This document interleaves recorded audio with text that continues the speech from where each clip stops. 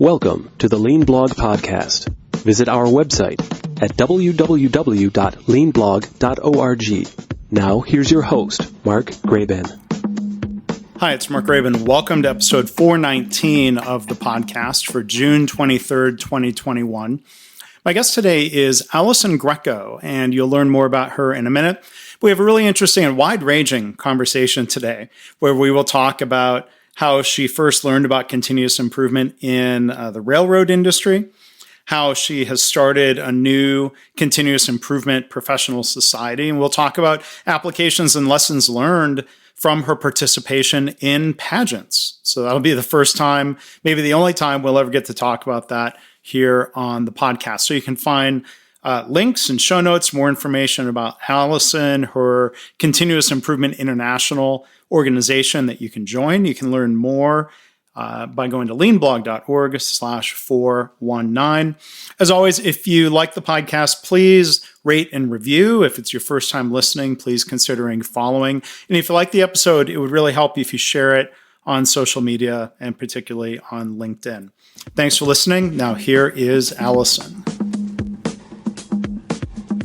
Hi, everybody. Welcome to the podcast. We're joined today by Allison Greco. She is the founder of her organization called Continuous Improvement International.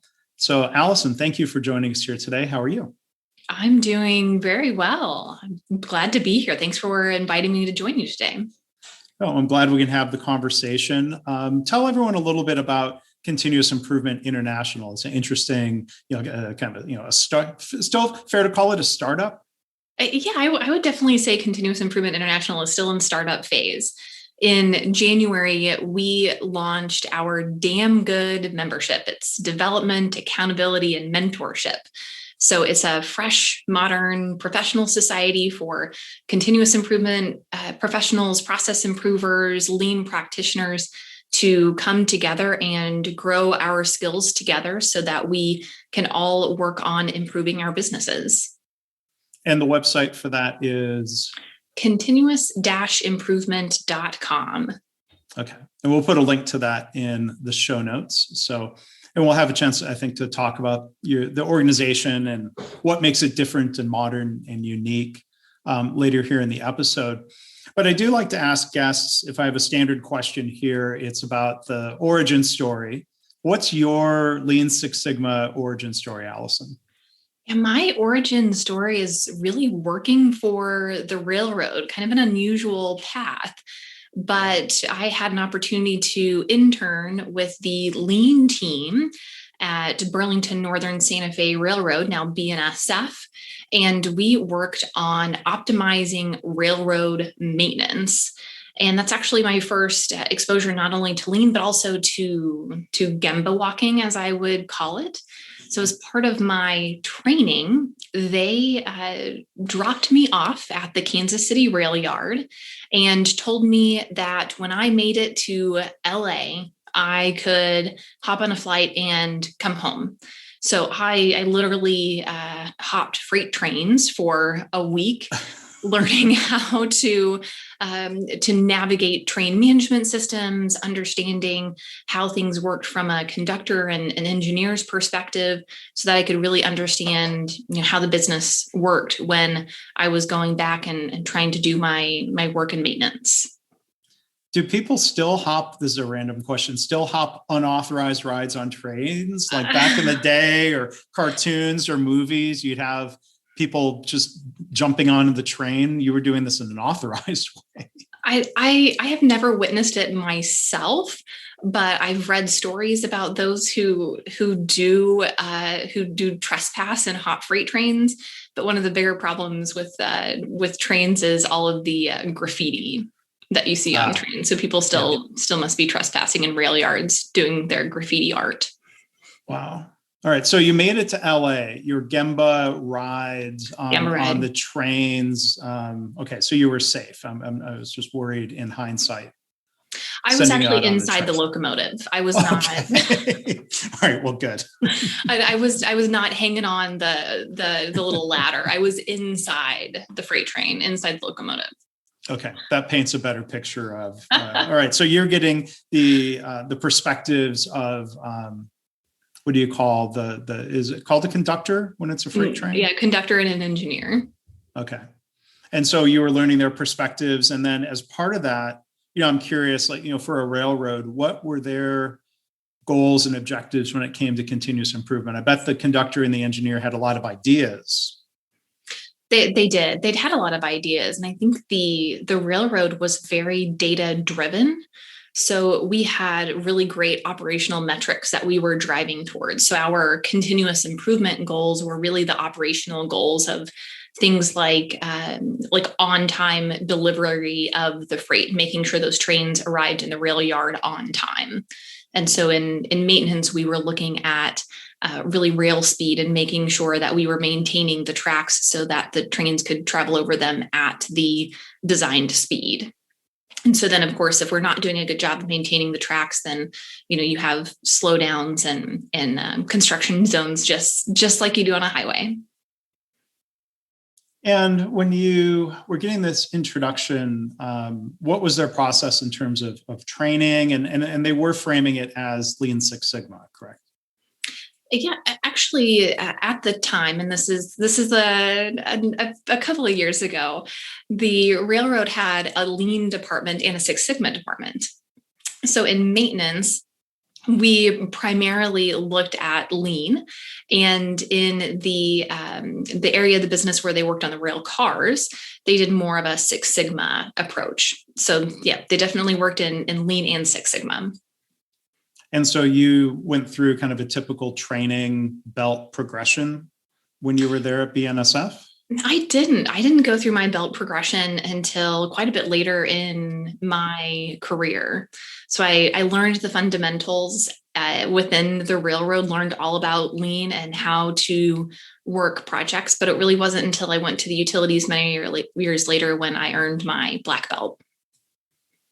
Yeah, so you've worked in a lot of different settings where people probably hit you with the whole, the concern of, we don't build cars. How does this apply to us?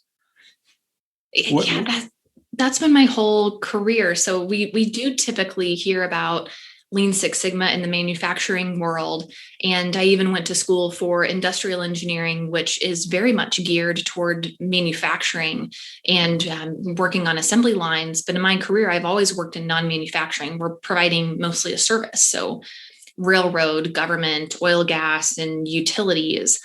But we were able to quickly demonstrate how to use those same concepts and the same mentality to make improvements in a service-based industry. Yeah, so you've navigated, these different industries, these different environments after you navigated the trains. I'm still picturing you. Literally. One thing we've been navigating over this past year plus is, first off, virtual environments. And we've had a couple of guests here on the podcast where we talk about doing virtual improvement work and how to best navigate some of that. But now we're kind of moving into more of what people are calling a hybrid working world. So we're going to talk about that. I mean, first off, what are your thoughts on, kind of a high level? How do you describe, this new hybrid working model? What are you seeing and hearing out there? Right. The hybrid working model is really, I think, the future of work in an excellent way, as we say, respect for people. It's an excellent way to respect people, that they get the time in the office, but they also get the benefits of working from home. So it's a great way to engage your employees, to provide them with a better opportunity to manage their work and life. But it also does create a lot of challenges, especially for leaders and continuous improvers. And so that probably means everything from certain days. In some workplaces, it might be certain days of the week have certain people physically there, some people at home.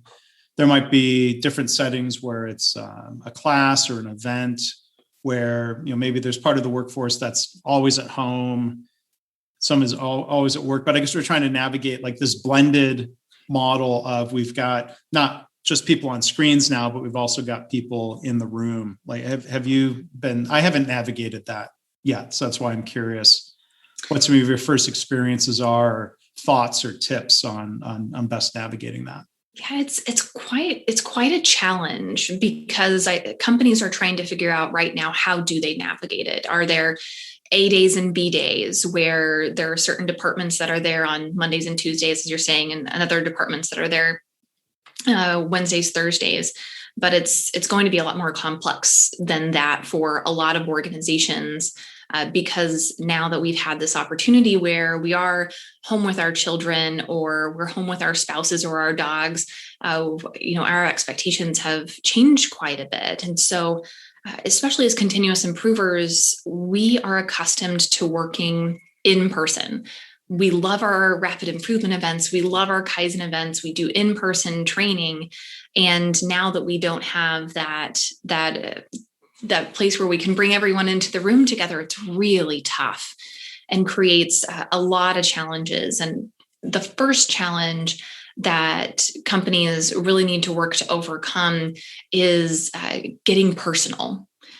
At work, we tend to put up this wall between what is work and what is home. And now that wall is completely gone. So employers have to get accustomed to asking those personal questions, but asking in a way that's work related. So what we instruct our organizations that we work with in CII is to start having those conversations with your employees. Ask them, what are the challenges that you have at home? Are there things that we need to be aware of that are impacting your work? Or what can we do to help you be more successful at work? And, that makes sense. I mean, thinking back to people I've been working with virtually over this past year plus, you get a glimpse, sometimes literally, into their home. And that creates a different, maybe opportunity to get to know each other a little bit better. Like, this morning I hosted a webinar, and this is not a surprising thing in a pandemic era. One of the panel participants is working from home. Dogs started barking in the background, and she was, she was embarrassed, mortified. She didn't let it faze her, though. But I think people have become a lot more gracious when things like that happen. Like, this is just life right now, whether it's a kid or a dog or a fire truck going by. I mean, that could happen in a workplace. But I can think of like some colleagues where, like, I'm not a small talker in terms of asking. I should probably be better about this, about asking, getting to know about people's families within, I think, as you were alluding to, appropriate boundaries. But I think as we've gotten those glimpses into home life, I can think of some colleagues who I work with a lot where I've gotten to know, some details about their life that they might not have shared when we were kind of in a typical sterile, we're in the workplace kind of environment. I don't know. Mm-hmm. Right. And I think there's a lot too that we maybe previously hid. So, for my world, my kids get out of school at 2:30. So I've told my team, I said, I will meet with you until 2:30, but at 2:30, I really need to leave and pick up my children from work. In the past, I might have had to really struggle around how do I get them picked up from school on time. But now that I can just pop out of my house, be gone for 15 minutes and come back, it's just acceptable. And so now that we can understand, how to accommodate our employees better, to understand how we can keep them more engaged. So instead of me on a conference call at 2:30, trying to join the conference call and pick up my kids at the same time and trying to kind of hide the fact that I have to go pick up my kids, and now it's okay. We can talk about it and we can work through those things. And I mean, do you think that deeper level of personal connection translates into working together more effectively when it comes to the job at hand? It absolutely does. And then I think we're also discovering that we have a lot more in common with each other than maybe we previously thought, that we all have a lot of the same challenges, or we have the same interests, like the dogs barking. Now we all know that, who likes dogs, and we can connect over that. Yeah. Was that a cat? That was my children. Oh, Did you hear that? I heard something. They're 3 rooms over. Oh my It's God. okay. It's okay. I was doing a webinar actually on how to do continuous improvement in the virtual work environment, and here walks my 4-year-old, and he's waving to everybody. I'm like, well, there you go. Did Now people he's think 5. you planned that? No, I don't think so. I think I probably had the shocked look on my face. Sure. So what are some other factors, when it comes to a hybrid work world? You mentioned, things that we would normally or ideally want to do in person, rapid improvement events, Gemba walks, huddles. Yeah. What thoughts on any of those practices and what it means in a hybrid working world? So there's some great things. So things like rapid improvement events and Kaizen events can be done in some ways more effectively now, because in the past, a lot of times we had struggles with scheduling. So if you have a company that has 4 locations, you have quite the nightmare trying to schedule everyone to be in the same location for the same days. And now that we're doing hybrid events, we can do them a lot more easily because people don't have to travel. So the things, though, that I encourage people to think about is, one, shortening the events. An 8-hour rapid improvement event when you are looking at the computer screen the whole day is not effective, but you can really effectively chunk that into 3 or 4-hour pieces to where you can get some solid work done, but you can keep people's attention. But the things that people don't really think about in the hybrid world is that you have to level the playing field. So if you have people who are in an office and you have people who are at home and some who are in a conference room, you have to make sure that you're providing the balance with that group. So for example, if I'm the only person at home and there's 6 or 7 people sitting around a conference table, that playing field is not level. I will be left out as the one single person every single time. I will be an afterthought. So you have to be really creative in trying to balance that and respecting the person who's remote and respecting those in the room. So that's when you can get creative about maybe you get half on computer and half in the room, take some turns, swap it up, because that person who's remote then feels very left out of the group. Yeah. And I'm with you when it comes to the screen fatigue of how long people can really be engaged. I've seen, I think, when virtual conferences are most effective, it seems like people figured out quickly, shorter days spread out across more days because we're not having to pay for additional nights in a hotel room. So you can do 3 hours a day for 4 days instead of trying to have 2 full days. And I think it helps people balance. They've still got their regular job, right? So to take time away to do some of that conference time, shorter blocks of time, and even shorter talks. Like, I think that's a continuous improvement that should apply to in-person conferences. That's a soapbox I get up on sometimes, where a larger number of 20-minute talks sometimes can be more engaging for an audience. For one, you're giving more people an opportunity to get up on stage. Some people can do a great 20-minute talk, but they get tired or they run out of things to say trying to carry a whole hour. So maybe smaller batches is a way to go, regardless of the format. Yeah, absolutely. And that goes for training as well. So in continuous improvement, lean training, the kind of pre-COVID thought is you would go to a class for multiple days in a row. So you might go to a class Monday through Friday for 40 hours. And in a hybrid world, it's really not effective, but it's actually more effective for the human brain to learn in short chunks. So when you go to a hybrid world, you can get creative in training in 2 or 3 hour sections as well. And then it gives your students an opportunity to digest that. Or some things we've been exploring with the CII membership is 1 hour once a week, and then provide some homework. So you can go apply that concept, do a little bit of homework, and then build on it each week, which is a more effective way for us to learn anyway. Sure. Yeah, that model of learn and do and reflect and come back and learn some more. Does that, I wonder, what are applications when it comes to the way belt training and certification is done, as Absolutely. opposed to long chunks of classroom time and then go off and do a project? I think we're coming back to the idea again of smaller batches, maybe. Right. And we're at CII, we're working on a new certification and training course as well. And that's exactly the approach that we're going to take, is some smaller batches to where you can learn some concepts, work on your project, then come back, work on the next piece of your project, and have some time to go apply what you're learning in between. So I think we'll start to see that shift, or at least some more options, especially with belt training, those kind of things. Yeah. So let's dig into that a little bit deeper.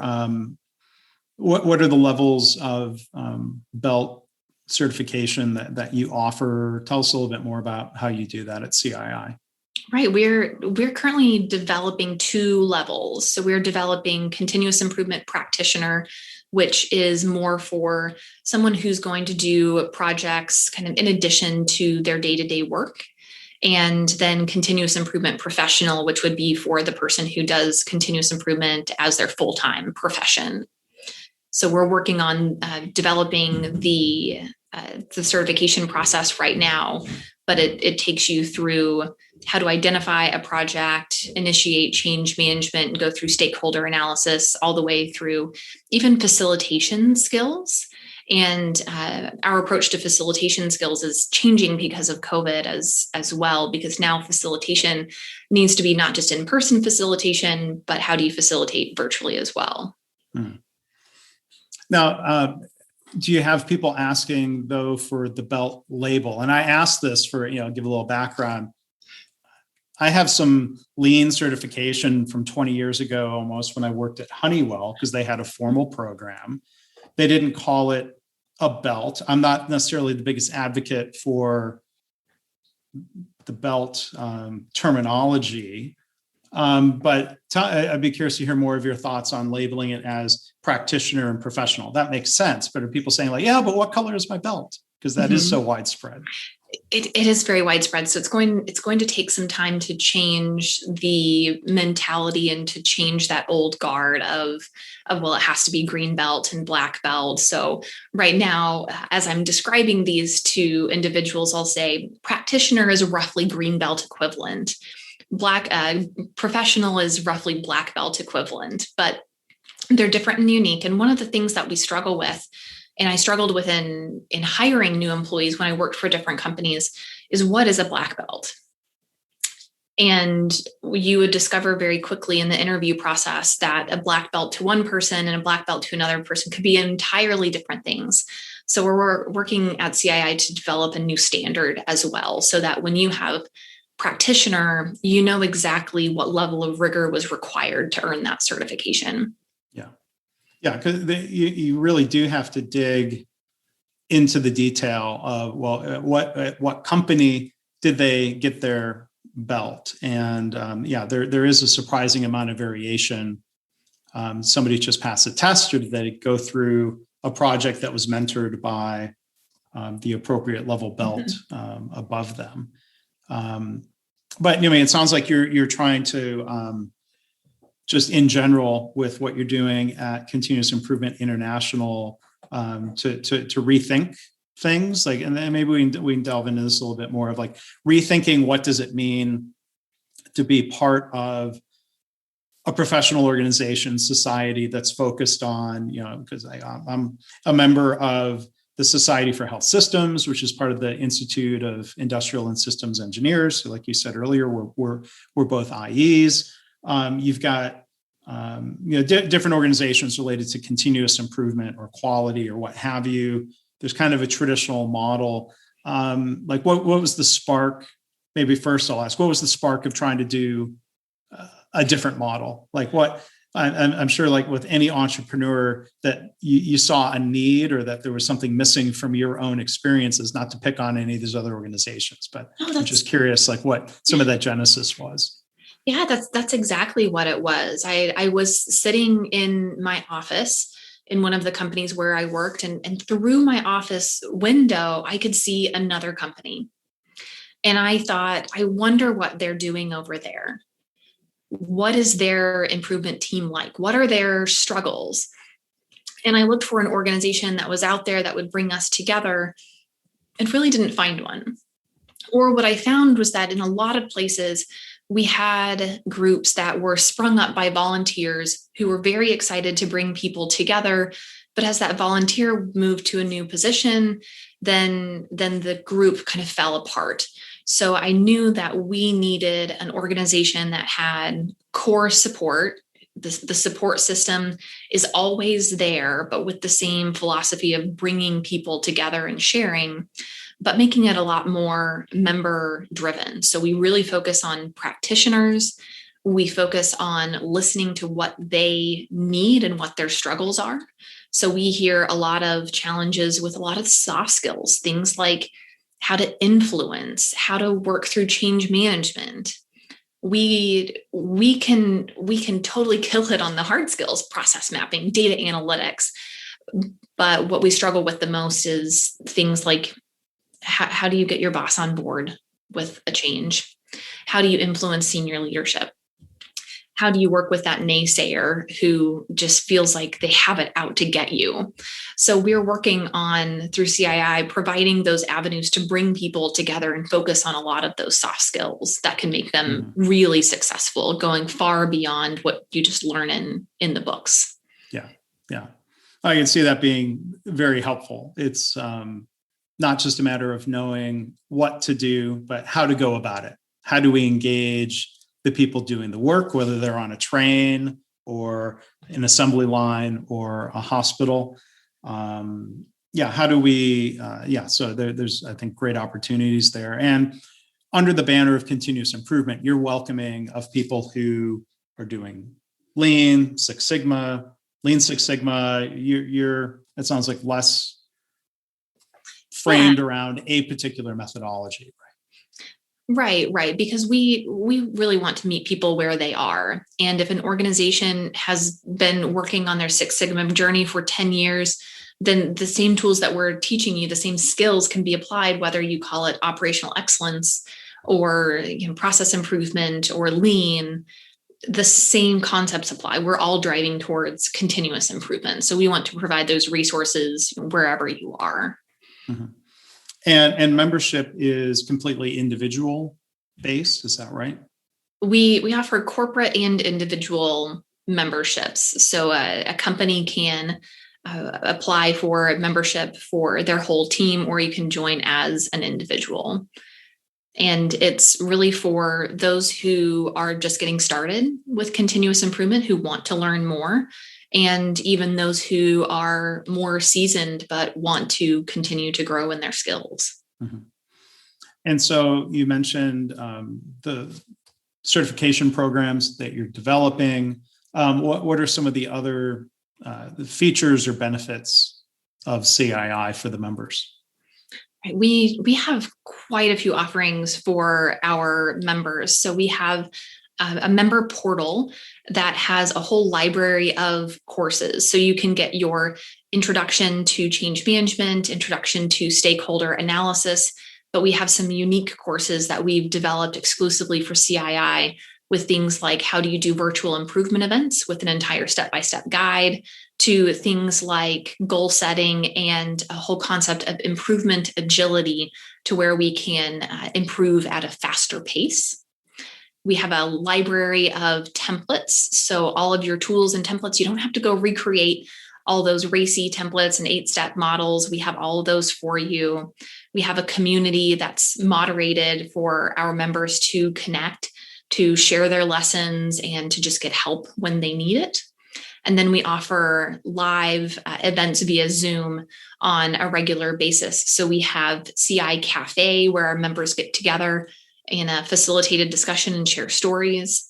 And we have our Meeting of the Minds group, where it's that 1 week, 1 hour a week, where we work on those soft skills together. And that's all part of the membership. This is your first time as an entrepreneur after being in different corporate settings?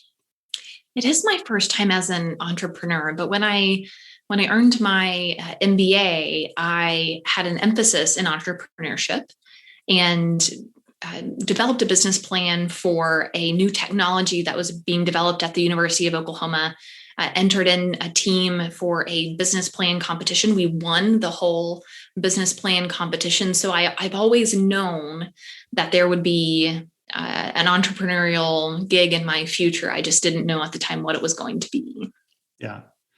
So how has your experience thinking about process as an industrial engineer, thinking about continuous improvement, how have you been able to utilize some of that background and experience here in, a startup venture?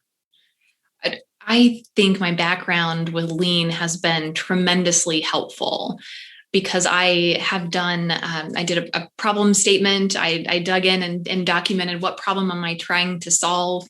I started going through my stakeholder analysis and identifying all my stakeholders and what impacts they had as a result of what I'm trying to do and how they could influence what I'm trying to do. So I think it helped give me a lot more structure into what I was doing. But probably the biggest benefit has just been that mentality of continuous improvement and fail forward. So we've tried a lot of things in CII that have not worked. We did surveys of customers and we did exactly what the customers said they wanted, and it didn't work. So we keep trying new things and we keep listening to customers. And I think because of that, we've learned from our failures, but we've have some great new things that are coming because we're constantly listening to our customers and we're willing to try some things and fail. And look, those failures happen. I think any of us who are involved in continuous improvement efforts realize sometimes there are times when you have what seemed like a solid hypothesis, and then it just doesn't play out the way you expected, and you learn something, and you keep moving forward in a better way. In a way, this almost morphs into an episode of another podcast series that I do called My Favorite Mistake, where I was talking the other day, future guest in that series, Melissa Perry, who's also an industrial engineer, but she's been involved mostly in software companies in roles of product management within bigger companies and within startup ventures. And she brought up the same dynamic that you mentioned, Allison. There's what the customer says they want to do versus what they actually do. And that's tough. I think there are lessons, sometimes framed as lean startup methodology that says all you can do, like how quickly can you go test the hypothesis? People say they will pay money for this. How quickly can we test it where they actually enter their credit card number or not? That's the real validation, right? Absolutely. And probably one of the biggest things that was a positive, we'll say failure, is that because of COVID, we had to delay the launch of the membership. But because of that delay, because we really didn't, have an idea of what was going to happen with COVID, we had an extended beta test.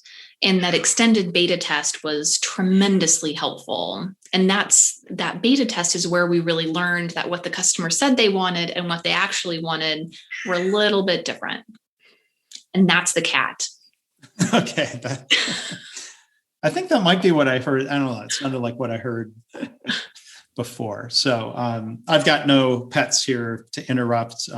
No kids. My wife is at an office instead of working from home. So I don't think I'll have any. But now I say that, and like the condo building will do some sort of announcement about fire alarm testing. Right. So hopefully not. There's always something. So again, that's okay. But I appreciate your openness around, this is the entrepreneur's journey. We try things, not everything works. And I think, I want to hear your thoughts on this. It's better to have that realization. Again, when you think of this, a continuous improvement effort, like for a listener who's maybe not doing something in a startup, we try something new, a process change, a new business, a new product or service line within that business. So the challenge, I'm curious to hear your thoughts on this, the gray area. We're trying something new. Is it not working or is it not working yet? How do we figure that out? That is probably one of the most difficult parts of being an entrepreneur. Is it not working or is it not working yet? So we try our best to have our key performance indicators to help us identify those trends and those signs of future success. And so I think in entrepreneurship, at least, that's a little bit of an art, more of an art than a science. And probably to a certain extent with continuous improvement as well. But there's a little bit of faith that you have to have, and a willingness to hold that out just for a little bit longer if you can, to wait and see if you don't have great metrics. Because that's one of the problems with startups and small companies is there's not a lot of great things to measure to help you indicate whether or not success is coming. Yeah, and it's tough. It is tough. And you think about workplace improvements, this dynamic that comes up a lot, it's real. And when you talk about change management, the performance dip, productivity may suffer just because we're trying a new way of doing the work that we think is better, but it's not comfortable yet. So you have that performance dip. And I think this is where, you've got to listen to feedback from people. People who are doing the work, is it uncomfortable and we think we can get through it? Is there a learning curve, or is this terrible? And you might get various feedback, different feedback, depending on who you're talking to at the moment. So I think there is a lot of art, or you're taking it as a leap of faith or a hypothesis. Stick with it a little bit longer. Let's see how it goes. My co-author from my healthcare Kaizen books, Joe Schwartz. Oh gosh, what's the time frame? I don't want to quote the exact number, but one thing that they've tried to do organizationally is just have a certain period where we test the change. Let's not declare victory too quickly. Let's not give up too quickly. I figured if it was 7 days grace, maybe that just, and that's a rule of thumb. Like sometimes, faster, sometimes it takes longer, depending on the measures and the cycles that you can go through. Yeah, that's a big part of it, is measuring the cycles. So and that's exactly what your ideas were leading me towards, as I worked on one project that was working on monthly close. So the process that a company goes through to close their books, to essentially, I equate it to balancing a checkbook. So when you're doing a process that only occurs once a month, you're going to have to wait through multiple cycles to see how it's going. And so those can be very trying, because it's such a long period for us to stay focused and interested. But then right now I'm working with a company who's implementing a software, and they're measuring user adoption, but that's something we can measure on a daily basis. On a daily basis, we can measure that user adoption, and we can see if we're steadily increasing. So your timeline for your patients has to be very different based on what you are improving. So 7 days grace for the software system is probably reasonable, but for the accounting process, it's more like 7 months. Yeah, that's a great point. I'm going to try out a new segment or a new question here. So I'm going to throw this at you, but I think this might be a fun discussion. I'm going to call it best thing, worst thing. And I'm going to ask about kind of two different levels. So first off, when it comes to continuous improvement, any of your involvement of doing, coaching, teaching, what's the best thing about continuous improvement, and what's the worst thing about it, at least just to you? Oh, the best thing about continuous improvement by far is light bulb moments. Those moments when you're in the classroom or you're coaching someone, and all of a sudden you see the spark in their eyes where they finally understand what you're trying to accomplish. They see, oh my goodness, I see how much improvement we can make. I get how continuous improvement can change my life. And from that moment on, you see it happen, and you just know that for the rest of that person's life, they're changed forever, and they're an advocate forever. And once you taste it, you're hooked. So that's the absolute best, is the light bulb moments. Yeah, kind of in a good way, the addictive nature of continuous improvement. Yeah, I love that. Yes, the addictive nature of continuous improvement. And then you go home and you want to continuous improve your entire life. And then you make your kids do checklists in the morning, and you make them do some 5S in their playroom. Yeah, guilty. Yeah. And that was something we talked about recently. One of my guests from Michigan, Katie Lebeds, she's involved in the Michigan Lean Consortium. She has a book, I think it's called How to Improve Absolutely Anything. And she incorporates a lot of examples from that at home, because you're right. When people are empowered and they are initiating change that matters to them, great things happen. So if we can do that at home, how do we create that sort of environment in the workplace? It's more complicated because there's more people and different drivers and needs and dynamics, but that self-motivation and that excitement, like you said, often plays out at home. Yeah, absolutely.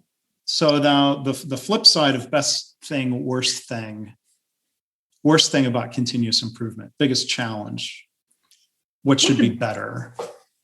The biggest challenge with continuous improvement is probably when you have someone that has the light bulb, but their supervisor or their leader doesn't have the support for continuous improvement as well. It's probably the most difficult thing that any continuous improver goes through, is trying to now sell continuous improvement up the channel. And sometimes it's a simple sell. You take that leader to the Gemba, you show them the pain and suffering their employee has. But sometimes you just have that leader who doesn't seem to get it. You've tried everything and seems to just continue to resist despite your best efforts. That's the worst part about continuous improvement, is when those leaders just don't get it yet. And whether that means they're dismissive about an employee's idea, that's bad, demoralizing, frustrating, or if an executive is dismissive of the whole concept of continuous improvement, that's frustrating as well. Yep, absolutely. It's both. What we can do about it, that's the more difficult question. How do we influence people? Do we influence our situation by leaving and going someplace else? That's tough questions that other people have to face. Absolutely. So thanks for that. Now, I want to maybe also come back now to your journey as an entrepreneur. Best thing, worst thing about being an entrepreneur? When my cat goes away, I'll tell you. Best thing, worst thing about being an entrepreneur. Best thing is full and complete ownership of what you're working on. Having full control in all those decisions, even the bad ones that I've made, even the mistakes that I've made. I know that it was my direct control, my direct good or bad decisions that made that happen. It's absolutely the most fulfilling thing that I have done by far, to create something that can really help others improve in their work.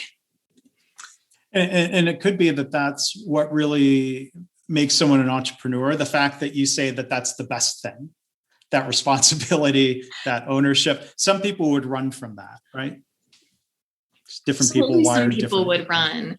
And now that I've seen both, I spent quite a bit of time in corporate world and now a couple of years in entrepreneurship world. I have the benefit of being able to compare. And certainly I miss the comforts of working in a corporate environment, knowing that I'll have a paycheck tomorrow and my job should still be there tomorrow. So I sometimes yearn for an HR department and IT department that I don't have now. But I gained so much in just self-fulfillment. Yeah. So that's is that your worst thing, I guess? Some of those factors, or is there a different worst thing about being an entrepreneur? Other than COVID being the worst thing, I would say probably one of the worst things, really honestly, is a lot of self-doubt, that you're never certain if it's the right decision. There's not a safety net there if you do make the wrong decision. So there's a lot of fear and anxiety, and other entrepreneurs go through the same thing. So it's certainly not for the faint of heart. So you have to continue to remind yourself about that self-fulfillment to get rid of that self-doubt. Yeah. Well, thank you for sharing that. So one other thing I wanted to ask you talked about, COVID and virtual events and hybrid. I'm looking forward to getting back to in-person events. I'm vaccinated. I'm ready to go. It's safe, I think now. Let's do this. You're organizing some in-person events, if you want to tell the audience about that.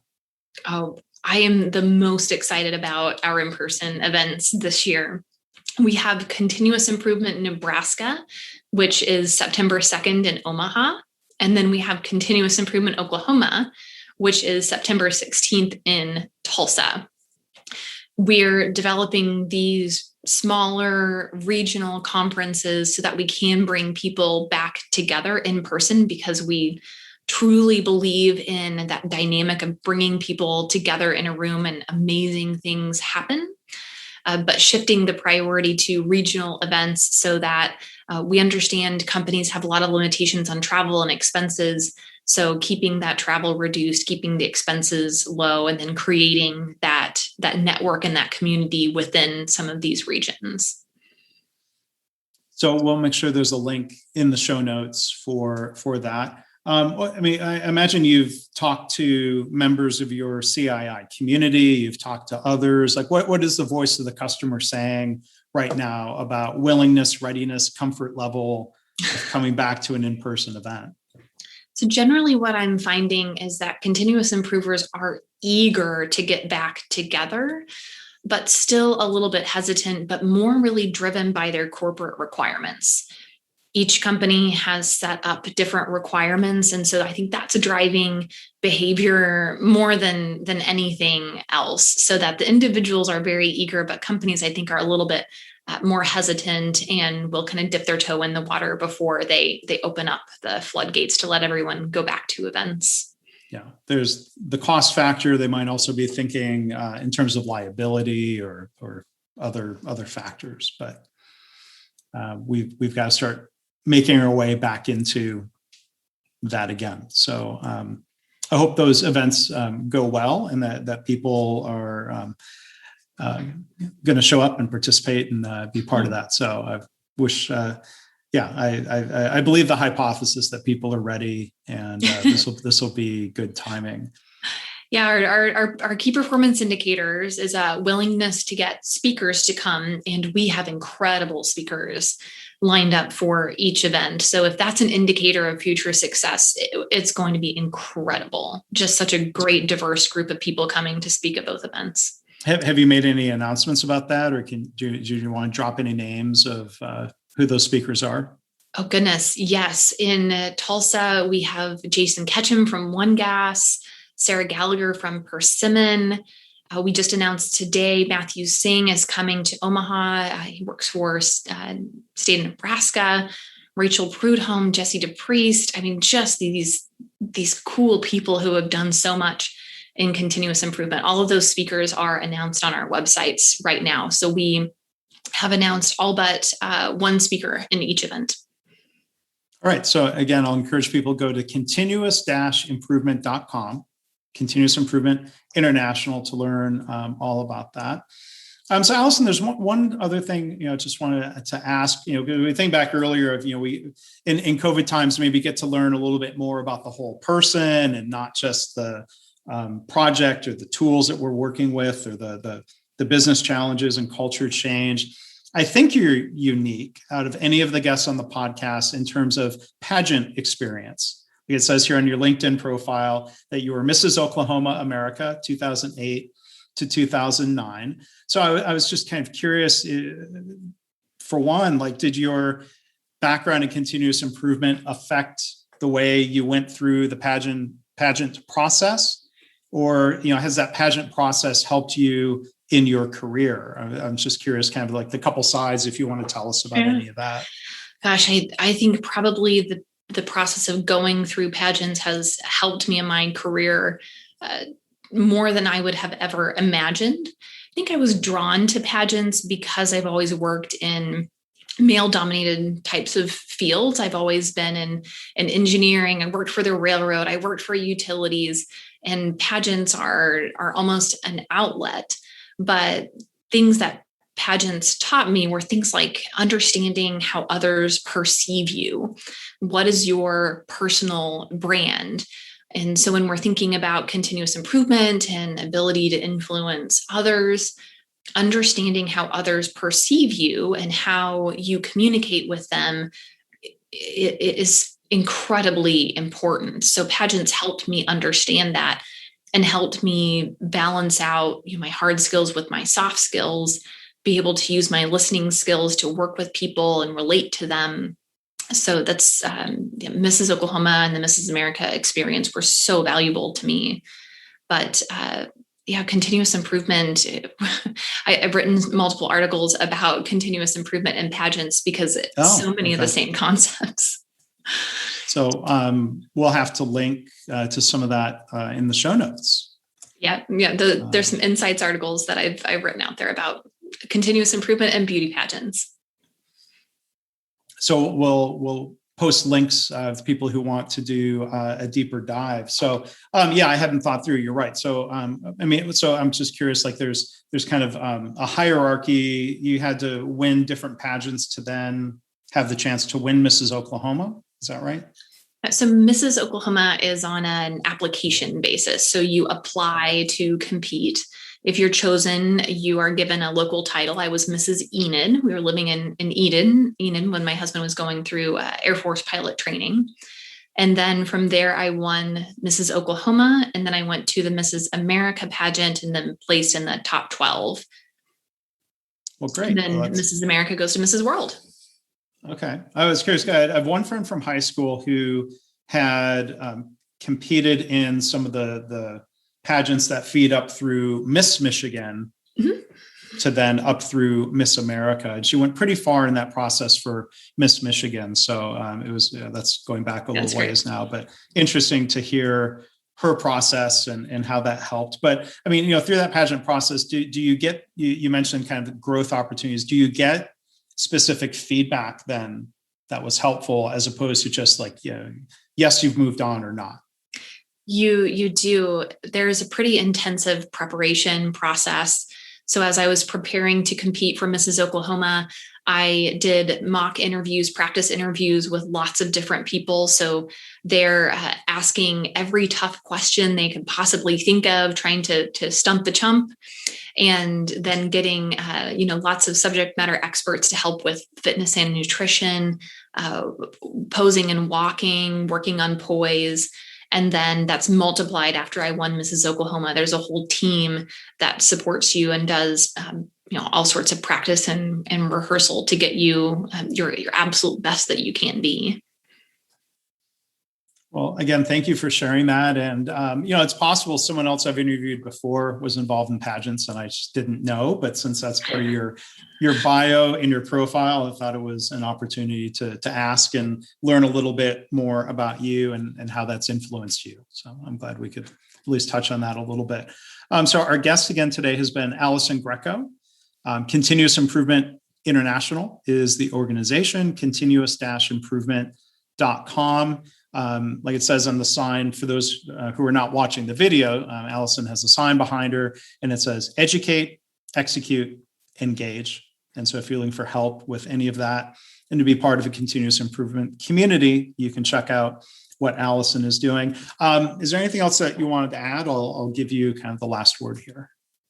I appreciate the opportunity, and I'm looking forward to the future of CII because I know that there's so much potential for continuous improvers when we can join together as continuous improvers and grow and share and learn together. So looking forward to having more people participate in the membership, and then really grateful for opportunities like this where we can continue to share the love and the passion for continuous improvement and lean. All right. Well, thank you for that, Allison. Thanks again for being a guest here with us today. You're welcome. Well, thanks again to Allison Greco for being our guest today. For links and show notes, you can go to leanblog.org lean.blog/419. Please follow, rate, and review. And as always, thanks for listening. Thanks for listening. This has been the Lean Blog Podcast. For Lean news and commentary updated daily, visit www.leanblog.org. If you have any questions or comments about this podcast, email Mark at leanpodcast@gmail.com.